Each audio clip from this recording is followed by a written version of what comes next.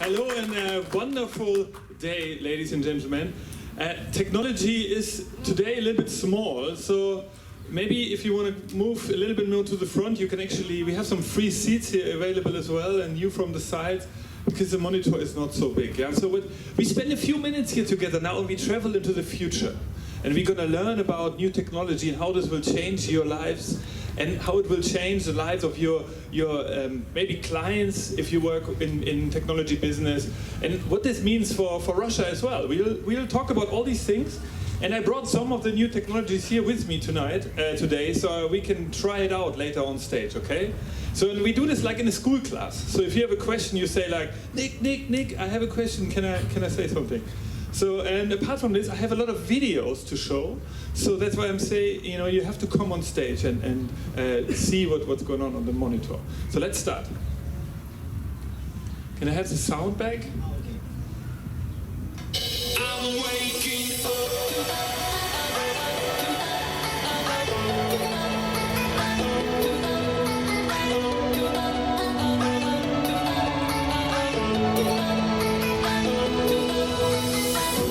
Okay, welcome, ladies and gentlemen. We're going to travel to the future now. Yeah, we're going to see what technology will come into our lives and what this means for us. Yeah, I mean, 50 years ago, we couldn't drive. Not everybody of us could drive a car. We didn't have television, and there was no internet, and we couldn't order a pizza. You know, all these things happened in the last 10 to 20 years, and this will not stop here. It will move on more. There will be more things happening in our life. There will be robots. There will be new devices in front of our eyes. All these things will change the way we use media and how we make business and how we make money. So we at Future Candy, we travel around the world, especially Europe, because Europe needs a little push. And we say to all our people, you have to become innovation hackers. You have to actually change the way how you think about the future as well. We'll talk about this. So first, I'm going to talk about new technology, then I'm going to talk about new business models, and last I'm going to talk about the mindset of all of you people here. Yeah? So the Intel CEO, you know the company Intel, he said, we're actually surfing on a technology wave. Yeah? So you all have smartphones now, you soon have smart watches, and then you have smart glasses, smart cars, smart offices, smart home, everything's smart soon. And this is why it will never stop here. Yeah? So the main important word you need to remember is digital transformation. Yeah? Digital transformation means everything you know will become digital. Every business you know will become digital. You will still eat normal food, but the whole process of making the food will be digital. So you see that on Google Trends, suddenly you have this extreme kick in this search word, digital transformation. But whenever someone talks about, when I talk to businesses about digital transformation, they say, oh God, digital business is so difficult, it will be threatening our core business, I'm so worried. And I say, no, don't worry about it. We will feel like Tim Berners-Lee, this guy, 1991, he invented the internet. And when he invented the internet, no one knew that there would be Yandex, Kontakte, Google, Amazon. No one knew that this would ever exist in 1991. So I want you all to remember this guy and think, we are in the same time now.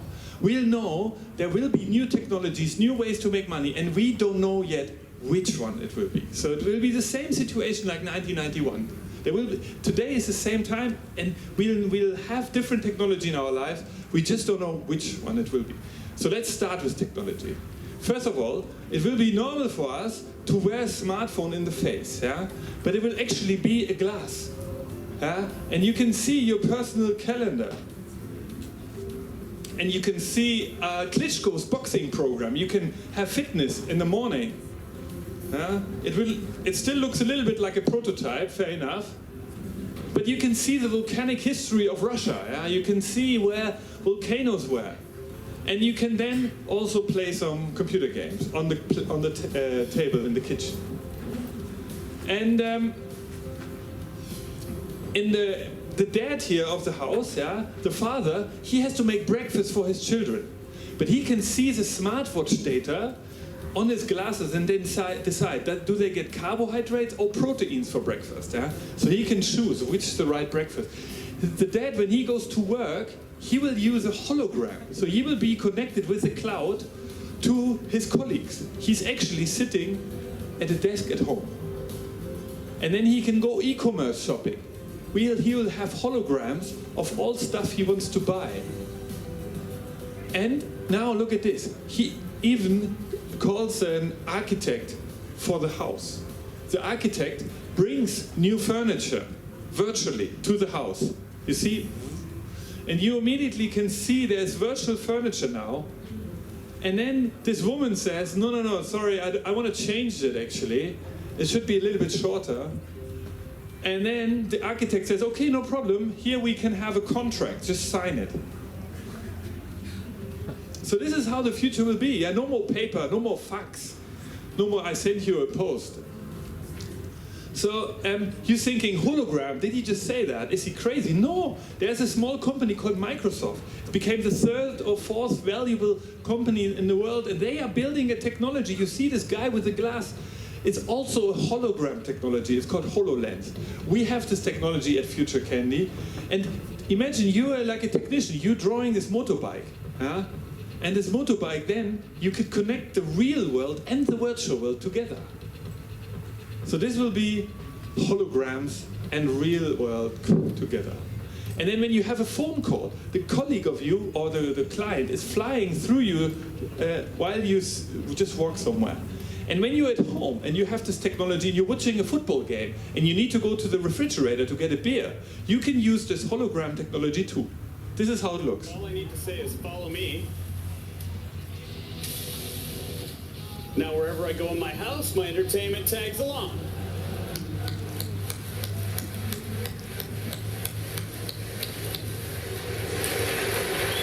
All right. And where it gets where I'm going, I simply place it, and I can scale it as big as I want. Hey, so I have my own like holographic monitor wherever I go, and the cool thing is you can have a virtual dog instead of a real dog, you know, that doesn't make any dirt, you know, you never have to clean it, you don't have to walk around, but you still have an animal. So anyways, but the HoloLens will be also great at work. So imagine you working for a car company and you want to see how the car looks like from the inside. So here you can see every detail of the car as a hologram in front of you. This will be great for the people who are selling the car to clients. So they say, here, you want to see all the different layers of the car? But also in production. When you're producing such a car, it will look like this. Yeah? You can see, you exactly know where to put things. So we'll walk around with these glasses and we can interact with our hands because there's a camera that detects our hands. The next new technology that you heard about, I'm sure, is virtual reality, because I know a few years ago they already had this here, but it now is a new level. The thing with virtual reality is you can't really walk around with it because you don't see anything, but you can see a 360-degree virtual room. And you're happy to try that on later on. And you know, now what can you do with it? There's so many things. For example, imagine one business case, a travel agent. We did that case for a travel agent in Netherlands. So the idea is that a client goes and says, I want to go on vacation. And then the woman says, put this on. And then you're suddenly already at the beach somewhere. You can see destinations where you're traveling. Maybe a new city, maybe a new beach, maybe a new destination. And we've done this for, here, Future Candy has done this for a Dutch travel agent. So this is one possibility of using it. I'll show you more. So,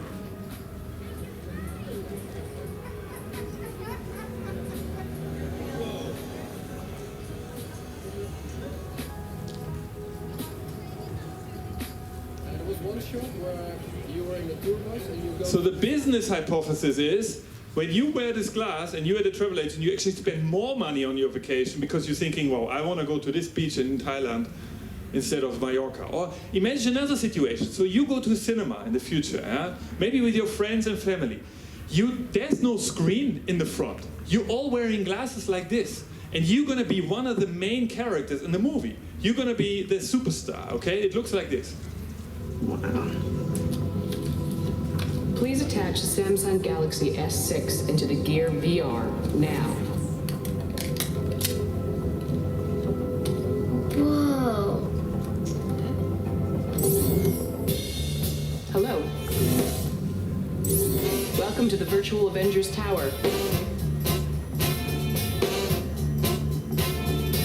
Using virtual reality, you will take on the powers of Earth's mightiest heroes. Your mission? Become an Avenger. Nice biceps, Hulk. Ooh. How do you like your new superpowers? Okay. Let's see what you can do.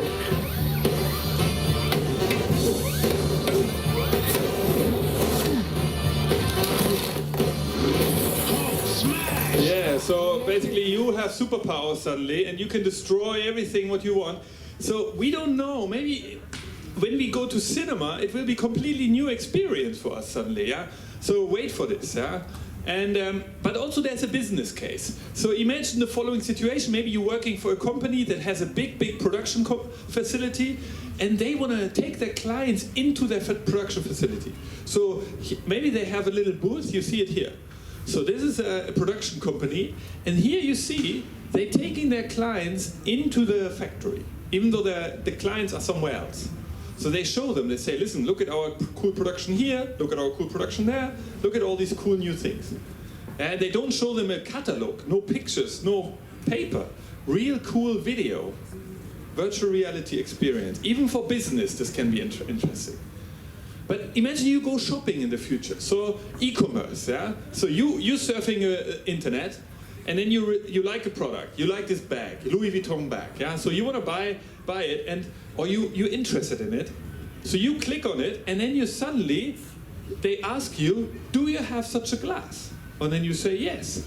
And then even though you're at home, you will be taken into a 360-degree virtual supermarket or shopping mall, you see? So it feels like you're in a virtual shopping mall, and you can, with gesture recognition, you can actually look at the product and move it around, and then you can, it's a Louis Vuitton bag for $199. So, and then you can call it a sales agent as well, and she will talk to you and say, no, don't buy it, or buy it. And you can change the color and all these things. So, but also imagine you're planning a house, yeah? You want to build a new apartment, or you want to buy a new apartment, so you go to an architect, and he gives you this glass, and you can see your apartment. Yeah, you can already see it before you all move there. So this is a new way of using virtual reality. Okay, another new technology is drones. Yeah? Imagine you ordering something, and it comes within 1 hour to you, delivered with a drone. Yeah? Amazon does it in England, in Manchester. They have these drones. Yeah? So you see it. They put this product. They know where you are because of your GPS location, and they put the product into the drone, and then the drone flies to you within a couple of minutes. So you see, it's not same day delivery, it's same hour delivery. So it's only a couple of minutes till it's in your apartment. You see how it looks? So the drone scans the environment. You see only 3 minutes and 24 seconds till it gets to you. And the only problem is you need to have some kind of area where the drone can land. So you need to make, so then you get this reminder, drone is almost there, the drone scans all the gardens, and that is the right place. So this is how we'll have new technology soon. But you can have also drones in Russia to make advertising for a restaurant before the lunch break, yeah? Drone-vertising, we're calling this. They did that in Moscow City. Just shortly before lunch break, they were saying, hello, you want to buy some food? And when you order the food, yeah, the food gets delivered with drones as well, of course. Yeah? But another technology is 3D printing. Yeah? I know you all heard of these 3D printers. That's nothing new. But the new thing of 3D printing is printing houses. So in China, you can print 10 houses, 10, in 24 hours with a 3D printer. Look at it. Yeah? So basically here you see they all look the same. But there's a 3D printer and it prints a house. So this will be new 3D printing for architectures. And of course, when you come next year to this festival, they will have 3D printed food. It looks like this. It's only sweets here in this film. See all these structures printed from sugar and water and then put into this strange structures. So this is the future. No more. You don't need a chef anymore, you just need a printer. No one cooks anything. And it even tastes good. Absolutely. So if you take a look at this candy, you can see that's interlocked. So now, yeah, it absolutely moves. So you have like a whole world of candies and chocolates that open up because of that. We can do interlocked shapes. Can I taste something? Absolutely. I want to try the chocolate, yeah. Good. It has the consistency of chocolate. It even tastes like chocolate. Unbelievable, yeah? So we'll have a new kind of candies coming up soon. And but not only sweet stuff. We can print pizzas and other, other things like these pasta stuffs here. Or we can print burgers, yeah?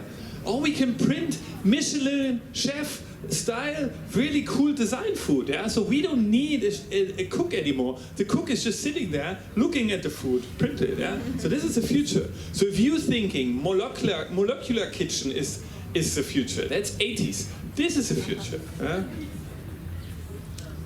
But also what is really great, I mean, this is I don't know, I think Chinese or Japanese scientists, they believe we can print 3D tissue soon. So our own body we can replace. So what do? This is a kidney. Yeah. So what they want to do is they want to take a stem cell from your column here, and then they put it into a freezer. And when your body gets old, and all your organs are gonna fail, you can go to this 3D printer and print a new organ for your body, like a new liver or a new kidney or a new heart or new skin, new everything. Yeah. And this you can do as long as you want. So we will all become 300 or 400 years old. So imagine this. So we don't work anymore till we are 65. We work till we are 365. So imagine what we can change in the world. So these scientists say there will be 5 generations living on the planet and they are already born now. I don't know. So in 15 years this should be available. We'll see. But I don't know if I should believe this, but what I believe is there will be robots in our life. So there will be all kinds of robots wherever we go. I don't mean robots in a production of a car, they do these monotonous movements. I mean intelligent little machines, they are in our everyday life. So imagine the following situation, yeah? So you go to a big shop and you just want to buy 2 things, yeah? But you're like, I'm in this big shop, so I always get lost. So you need half an hour to find 2 things. So now, in the entrance, there will be this machine. And you can talk to it, say, I need only these 2 things. I need the screw and I need a hammer. And it knows what you want, and it turns around and it drives to you to the right thing, yeah? So this is perfect. And the good thing is there's even advertising here. So for new products that you didn't know. Problem is, this is quite expensive. This robot still costs $20,000 US. Another robot that we might have is in a hotel. Every time we're calling the reception in a hotel and say, we need this and this doesn't work, they will send a colleague, which is actually a robot, that helps you with stuff. Or we'll have, at home, we'll have robots. We'll have little machines like this one, GEEK. Cost $5,000 US, and I don't think it will take some time till people have it. But look at it, what it can do, yeah? GEEK. Introducing GEEK, the world's first family robot. Say hi, GEEK. Hi, GEEK. GEEK helps everyone out throughout their day. He's the world's best cameraman. By intelligently tracking the action around him, he can independently take video and photos, so that you can put down your camera and be a part of the scene. Jibo, take the picture. Smile. He's a hands-free helper. You can talk to him, and he'll talk to you back, so you don't have to skip a beat. Excuse me, Anne? Yes, Jibo. Melissa just sent a reminder that she's picking you up in half an hour to go grocery shopping. Thanks, Jibo. He's an entertainer and educator through interactive applications. He even reads good night stories for the children, yeah, so the parents don't have to do it anymore, yeah. So Jibo is very cool. The problem with Jibo is it costs $5,000 still, and it's quite heavy. So you need to carry it from room to room, yeah. They don't show this in the video, of course. But even they connect you with some friends who are not at the table, yeah. You can be alone and you can see your family, you know, in a different room. But there's even better robot.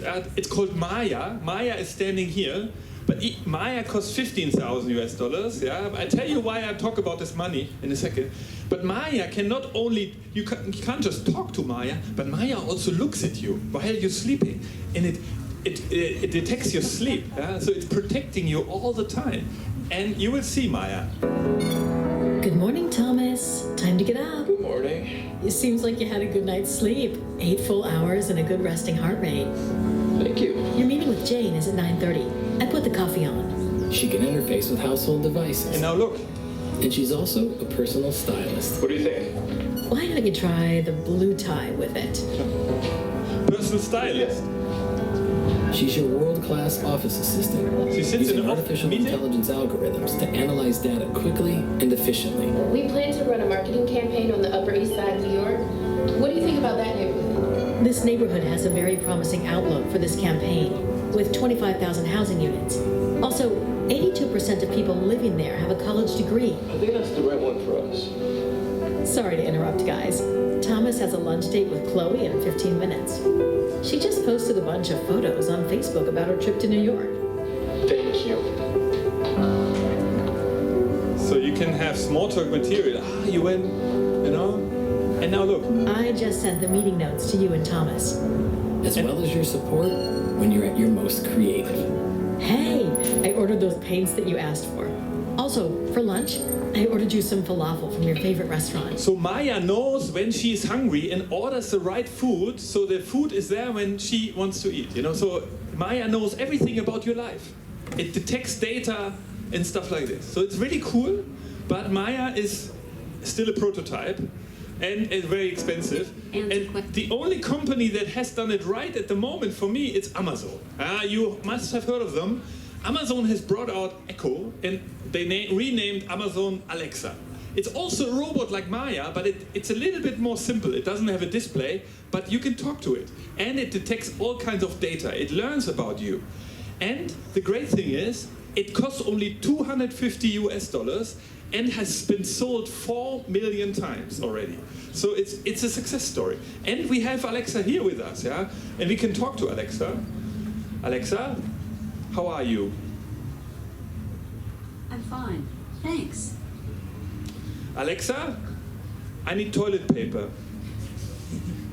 I put toilet paper on your shopping list. So I can go shopping with Alexa because it's Amazon, yeah? So I can say, Alexa, I want cookies.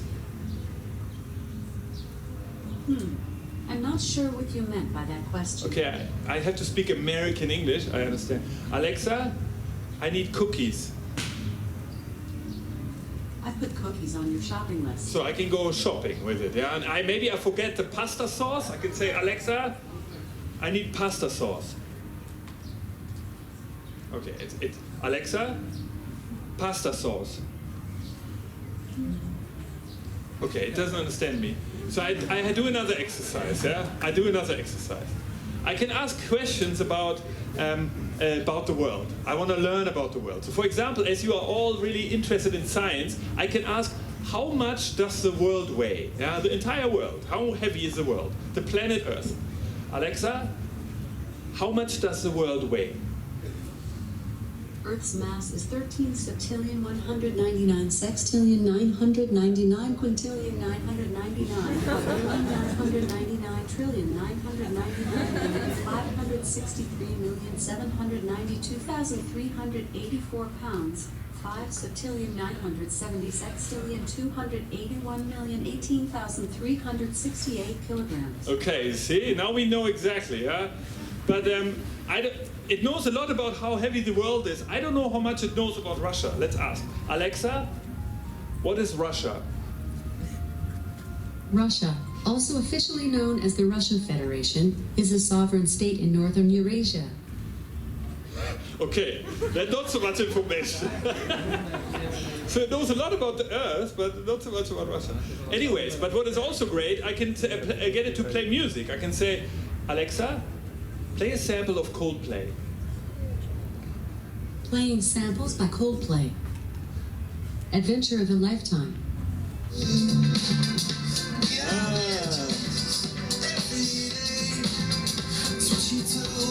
Alexa, stop. Alexa, stop. You can also tell it to shut up. This is great. So Alexa is $250 US, and the great thing is, for us Europeans, we are really scared about data, because Amazon now has a microphone in your house, so they can listen to everything you do at home. I don't know what you do at home, but Amazon knows. So this is great, because they can suggest products that you didn't know you needed. So they can say, hey, I have a suggestion for a new product. But in Europe and in Germany, we are really scared of that. So that's why Amazon built a button here, a microphone off. We don't know. Maybe it's off, maybe not. At least it doesn't work anymore. Alexa? Alexa? It doesn't react. Okay, this is Alexa. Answer. And we work for a car company called Daimler. You know them, they're Mercedes, and they are really interested in Alexa because they believe in the future we'll have a smart home. So we'll use voice and we can talk to our car in the garage. We can say, Alexa, can you check how much energy is in our electric car? And then it will say, hang on, I connect, and I say, oh, the car has 50%. So maybe Daimler believes in Alexa being a tool at home. So you can say, oh, Alexa, please charge my car. And then, you know, it charges your car. So this is how Daimler, for example, works with this technology. Answer. But as we already learned, all these robots need a lot of data. So they need to collect all information about you, otherwise they don't work. A great tool to connect and learn is smartwatches. Who has a smartwatch here? Okay, this is not great. I thought this is the tech elite of St. Petersburg here. Guys, I mean, a smartwatch, you know, you should all be trying out new technology as well. Yeah? Because you're missing out the first generation. We already have a new generation of smartwatch. This is a first generation smartwatch. It knows every step I'm doing, so it can calculate how much calories I'm using. But the new generation of smartwatch from Russia can even detect how much calories you're eating. So, it's a smartwatch. When you wake up in the morning, it tells you you have minus calories. You need to eat breakfast. Okay, I need to eat breakfast. I know that without the watch as well, yeah. But I don't know how much. So this guy here, he wakes up and he sees I have minus calories and he needs to eat breakfast. So he goes to the refrigerator, he takes out a banana. You shouldn't keep bananas in refrigerators, but anyways. And now here's this watch, yeah, it's very new, it doesn't have its own display, but it connects to the phone, and then every time he eats, he actually, you see, the calories. This is cool. So we can live a healthy life. Remember, we have to live 400 years now. So we have to be healthy. But there will be all kinds of other ways to detect we can detect our emotions, yeah? We can do that here. There's a face detection camera that detects our emotions. 1 second.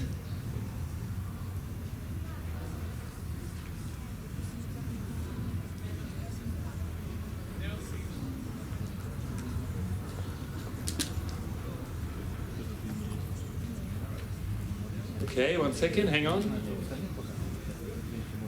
Wait. Good.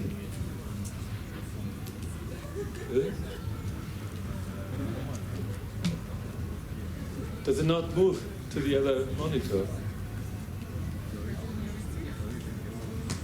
Ah, hang on, we lost the picture.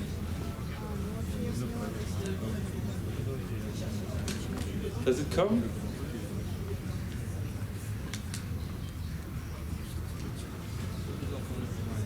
One second.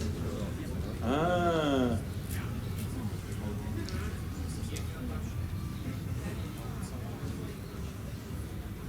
So it works with me, but it also should work with you guys. Yeah.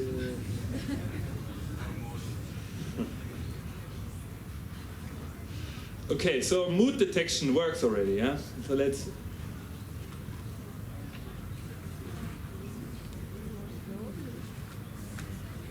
One second.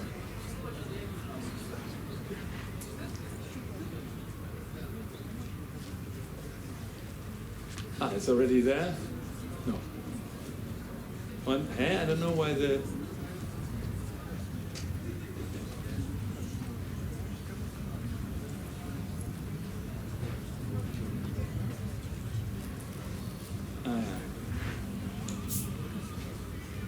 Hang on, I'm coming back.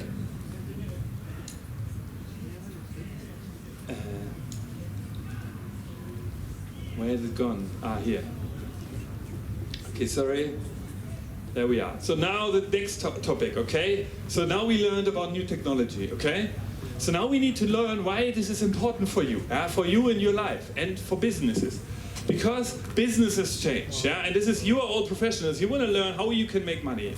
And the problem is, it's called digital transformation. And many companies are, you see, music industry has already gone through this. News, advertising, all these industries has already moved to this. Now we have new industries coming up. Media, automotive, banking, engineering, retail, all these will be moved by the digital tornado. If you're working in construction in cement, you maybe have a few years' time. But if you work in all these other industries, you need to move fast. And for example, I give you an example, yeah? H&M, Swedish company, main office in Hamburg, in Germany, when they have the German main office, in my hometown. So they have said, I understand digital transformation, it's easy. I just need to do e-commerce, The main business is still this, but I just need to do e-commerce. So this is what they were thinking. But then, a few years ago, Zalando started in Berlin. This is La Moda in Russia, yeah? Before La Moda, we had Zalando already in Germany. And they're selling everything that H&M sells as well. And now we travel to Switzerland. This is Switzerland here, and this is a Swiss Post, yeah? And the Swiss Post, after 5 years of Zalando, suddenly says, at an average day, at 4 o'clock in the afternoon, every red dot is a Zalando packet. So now you understand that H&M actually talks differently about digital transformation. Because the core business of them is dying. And you see that 2 days ago, this was the news. H&M earnings decline on weakest sales growth in 3 years. They're really struggling. And this is what's happening everywhere. And it's because new technology is coming up. Technology is getting better. And you all remember the famous picture of the Pope. 2005, this was the German Pope was elected. No one had a smartphone. One woman here had a feature phone. You remember these ones with the camera?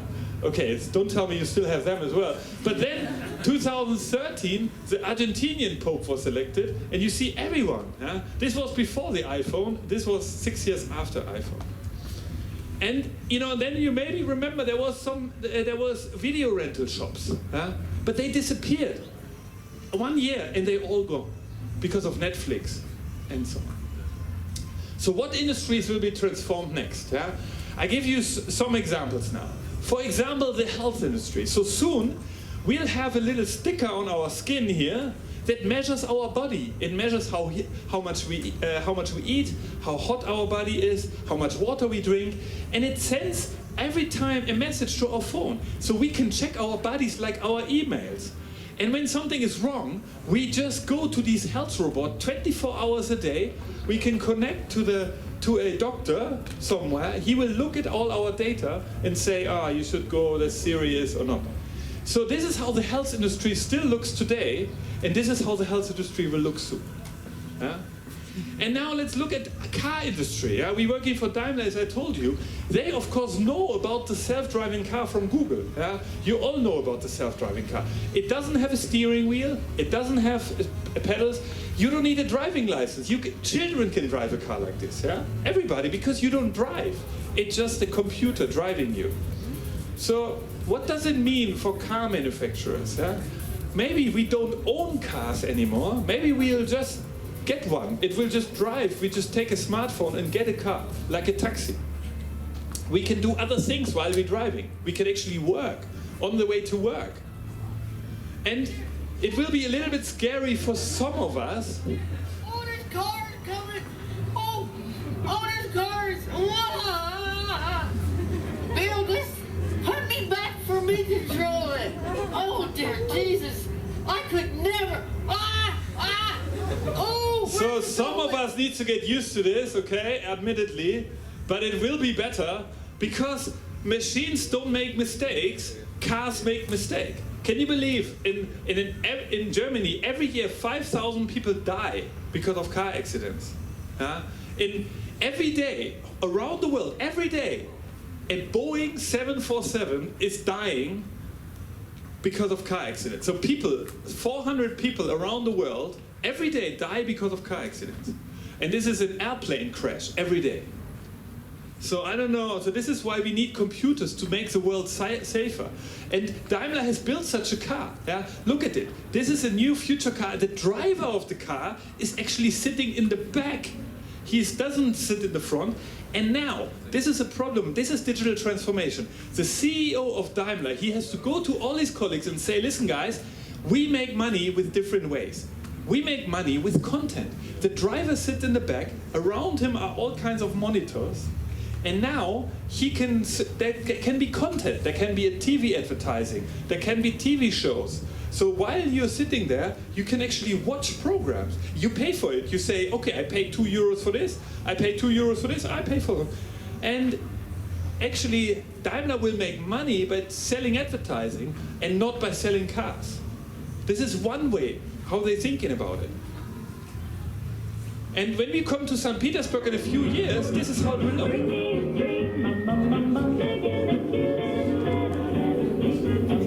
Self-driving cars don't make mistakes, you know? You don't need traffic lights anymore.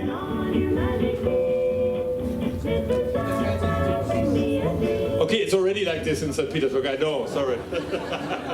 You're thinking, what does he say? No, but even lorry drivers, yeah? You see him here, lorry driver with a white shirt, iron. He can be a knowledge worker. He can do the job that you can do because he doesn't need to steer this thing anymore. Huh? And in Germany, we had problems with depressed pilots. Yeah? We don't need pilots anymore. They are overpaid taxi drivers of the air. We will have just airplanes that fly themselves. So this is a completely new business, suddenly. So now another way, last industry we look at, or almost last, this is the banking. How banking will change, yeah? So imagine payment. In the future you go into a cafe and you talk to a robot. Hello, delighted to have you in MasterCard Cafe. It's a bit hard to understand. Pair with your MasterCard wallet and start ordering. So you connect with your MasterCard on your phone. What would you like to order? What would you like to order? Beef burger? Beef burger? Sure. Two fries? Regular or large? Large. All right. Anything else? Orange juice. Sure. That's all. Great. We have a promotion today. You get one cheesecake for $2. Would you like to add it? So we will talk to robots when we go to cafes. We do that already. This is a MasterCard cafe. We go to the bank and we talk to a robot too. We say, oh, I want to open up a new account, or I need a credit for my house. You just talk to Pepper. And we work for Basler Kantonalbank, which is in Switzerland, and they believe that we'll have a connected office in the bank. We have Alexa there, and we have all kinds of new technology in the bank of the future. Yeah? So here you see the smartwatch for this guy. He connects to his colleagues. Yeah? Or here, when he has a meeting, there's new displays. You see that in a second. Suddenly there's a display for everyone to see, a hologram display. So this is how the bank of the future will look like. And so I believe what happened in the stock exchange in the 80s, you see all these people there working in a stock exchange, yeah, in Wall Street. Now look at the stock exchange today. There is no more people. There's only 3 programmers. And this is the same that happens to banks. So in a bank situation today, you have this guy saying, yeah, trust me, I tell you what is the right thing to do. In the future, you don't have that. The bank will look like this. It will be automated on your smartphone. And the last thing, the very last industry that's going to change is logistics. So in the future, the guys who work inside a warehouse will wear smart glasses. So you see, when they have to get ready to pack your stuff, they put up a glass and they can see everything they need to get ready. So they see here, okay, I have to get a, what do I have to get? It says in a second, I need to get a headphone, a netbook, a TV, and a screen. So he just gets all information he needs on the smart glass, and then he drives, he even sees where he needs to go. And it tells him exactly, here is the right package, just get it. So we'll have a completely new logistical profession. And you see, all hands are free. And then when he gets this ready for send out,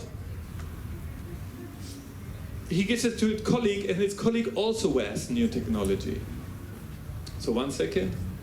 So we see even the woman now who makes it ready for the client, she also wears this new glass. And we'll have automated warehouses. Yeah? These things, there's no human being anymore. So this is a completely automated logistical process. Yeah? Okay, so now last chapter for the day, and then we have questions and a short discussion. I told you it's about mindset. So if you're sitting here thinking, I don't know, I don't believe it, I don't want this world, I'm scared, then you're typically European. Yeah? When you come to the Silicon Valley, no one is scared about it. They say, wow, this is great. Let's do it. So this is what I'm saying. Europeans are too scared about the future sometimes. And also, we are behind. So one voice of many voices. If we ask the CEO of Deutsche Telekom, a very big German telecommunication company, he says, we are behind in Europe. Europe is, all the big companies that you talk about, that we always talk about, Google, Facebook, Amazon, Apple, none of these companies is a European company. They're all American. Alibaba, all these companies are Chinese. So what do we do? And then we look at the digitalization evolution, and we see that Russia is actually down here. So we see that even all these continents have a higher digital evolution index. So we see USA, New Zealand, Hong Kong, Switzerland, even Saudi Arabia is further, and Estonia is further than Russian Federation. So this is not good, guys. I mean, we have a festival like this, yeah? And you don't wear smartphones and smartwatches.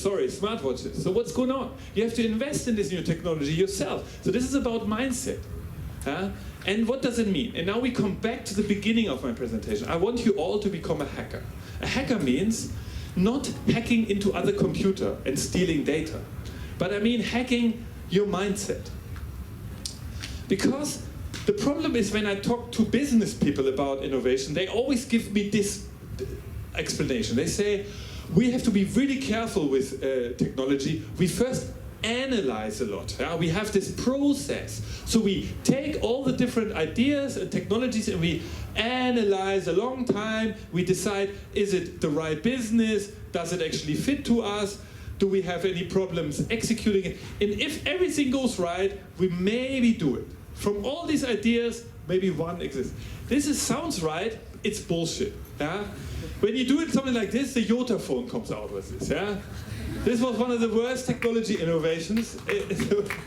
Yeah, and you're just thinking too long and making the wrong things. Yeah?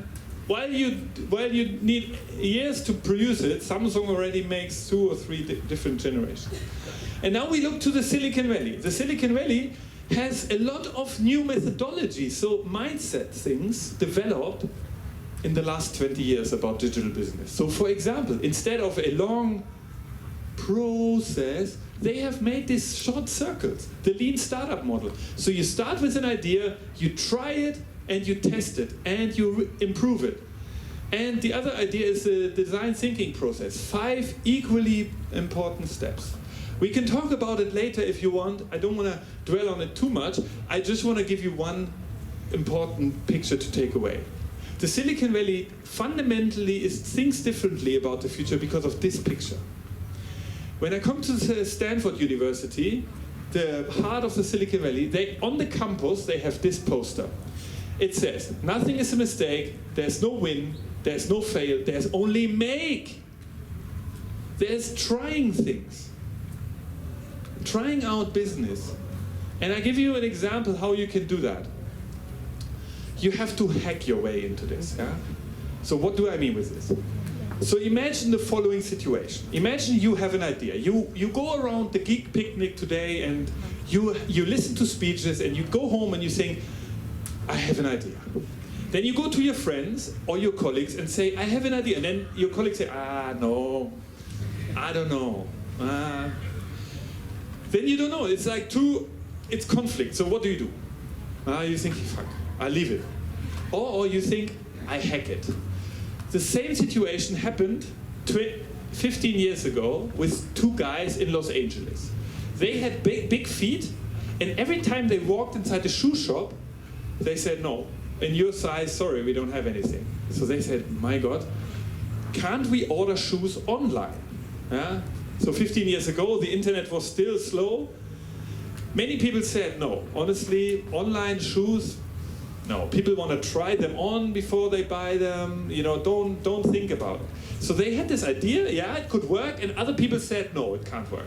So they were like, what do we do? So they said, we hack it. So what they did is, they only made a website. They didn't have they didn't have any shoes.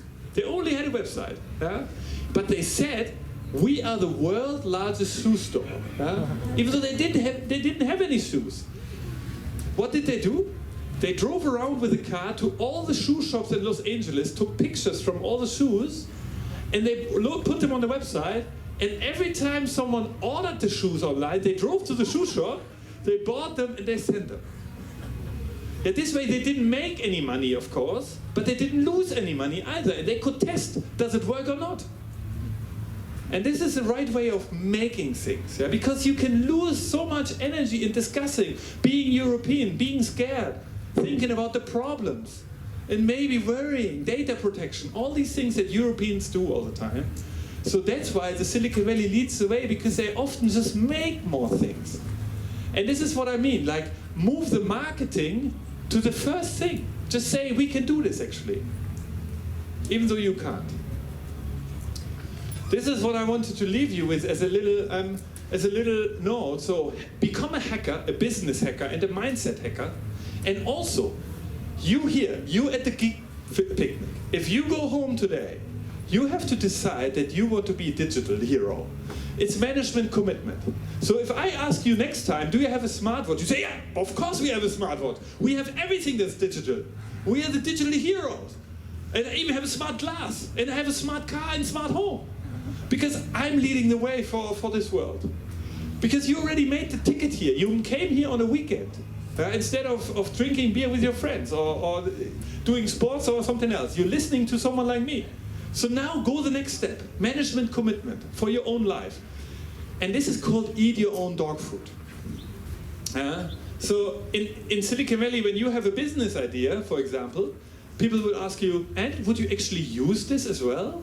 Would you order your shoe on such a website? Yeah. And if you say, no, it's not for me, it's for the client, then they say, okay, this is not the right thing. You have to be your most heavy user. And another thing I'm just going to tell you, many companies, and maybe you're like this as well, you always talk to the same people. So companies, banks take on board other people from other banks. But that is kind of this monotonous, very bad circle. What I say is like, talk to different people. I give you an example of what I mean. Yeah? Apple, the company Apple, has a management board of white men over 60 with white hair. Yeah? Tim Cook, he's 60. So how can Tim Cook, who has a background as an IT guy, a programmer, how can he decide what a 20-year-old woman in St. Petersburg wants to wear as a phone? He can't. He doesn't understand these things. So that's why they took on board Angela Ahrendts, a woman from Burberry. She became top manager in Apple because she understands the fashion world. And this is what I mean. Like, if you, sometimes it's important to embrace this new world by taking on board new people. If you don't understand the digital world, then, you know, talk to people who can. Don't talk to other people who are scared about it. And by the way, in Europe, and I don't know about Russia, but in Europe we had a lot of Syrian coming to us, refugees, yeah? Syrian refugees from the war, and many people in Europe were very worried. They say, oh, all these immigrants. And I said, one interesting story maybe for you all of Steve Jobs, yeah? His parents were Syrian immigrants. So maybe we in Europe were lucky enough to have some parents of a new Steve Jobs now. And then we get more digital than Russia. Okay. If you want and need help with digital transformation, I can help you. We for example, work for the German MTS, which is called Vodafone, and they want to become more digital. So what we've done for them is we create a virtual world. So virtual reality is a big topic for Future Candy at the moment. So if you want to learn more about what we do, how we help companies, how we help people, you know, talk to us. I mean, we are an agency that works for big companies. We don't usually work for startups. We work for big European companies. And one thing that you might want to learn about is we travel to the Silicon Valley. We meet all the innovators there. We meet the cool business people. We meet some people from Google, but we meet more the next generation of inventors.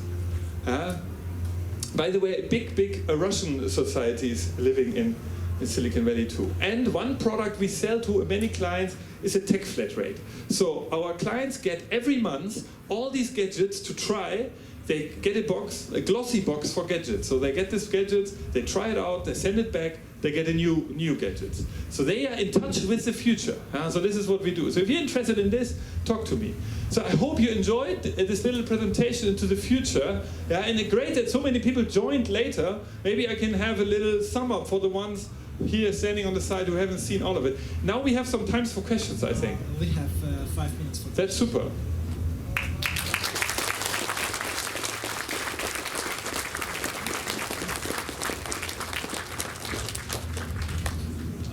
The biggest question, I think, not only my question, is the whole topic was like a big advertisement, but the main topic was for this lecture is how digitalization ruined the industry.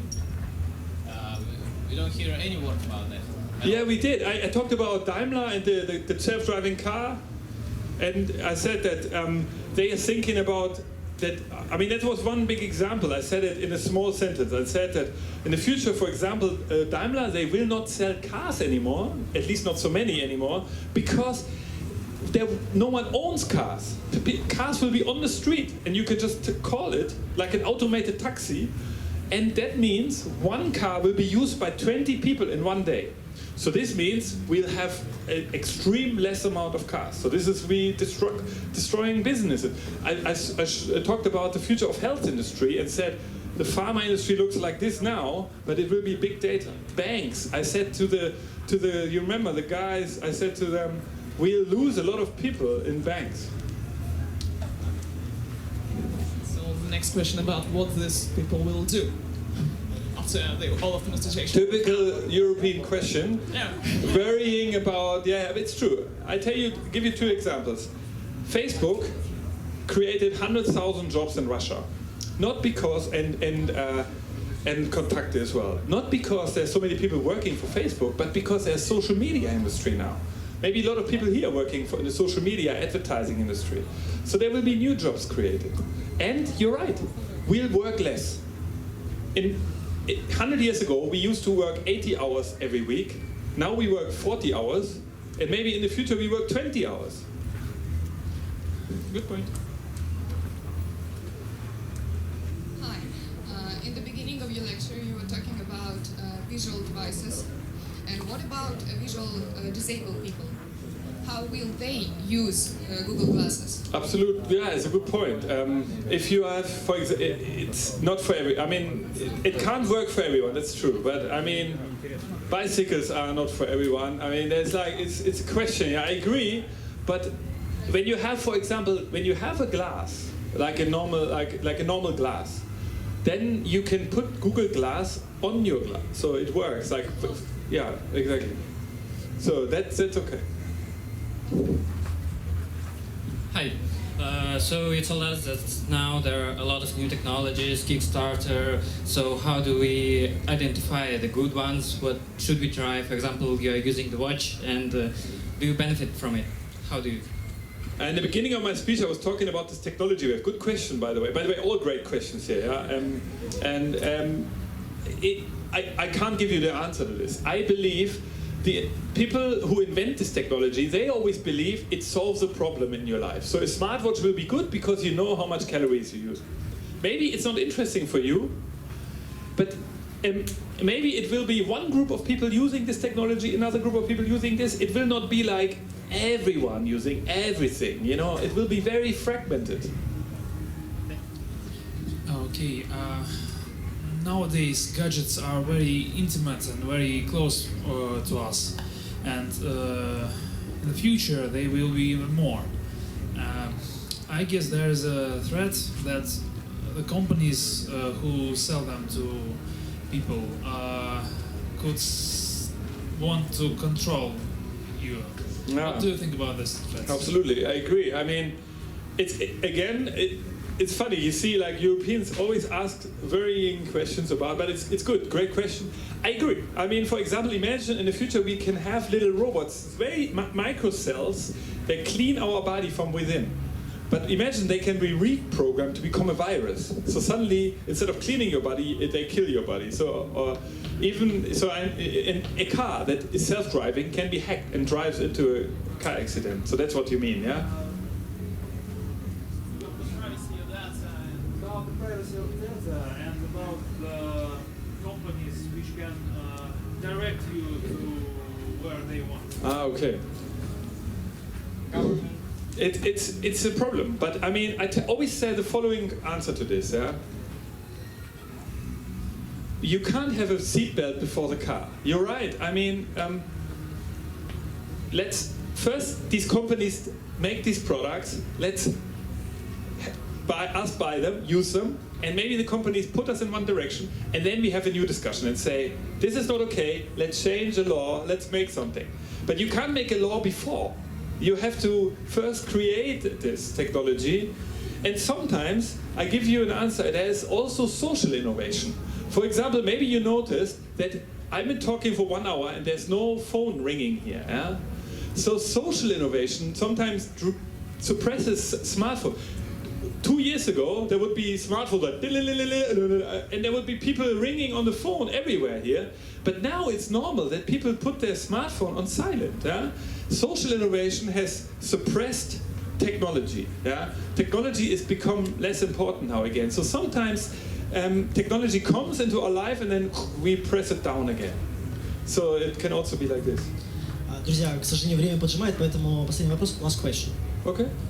Big thanks for good lecture. Very high level class. Thank you. To shame Russian's lectures. But I think will rise. We see a good example, good peoples here. Please answer honest.